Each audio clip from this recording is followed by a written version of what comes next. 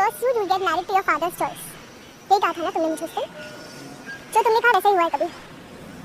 Just go from here, कभी जाओ यहाँ से please. Just for 2 minutes, don't do that to me, please.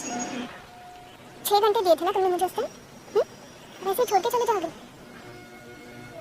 लड़कियों को घर पे रिस्ट्रिक्शंस होते हैं कभी. तो तुम नहीं समझ रही हो ना मेरी सिस्टर्स ना? फिर भी आई थी तुम्हारे घर उस रात. वेट करी थी कि तुम आओगे. और तुम कब आए? 2 दिन बाद जब सब खत्म हो चुका है.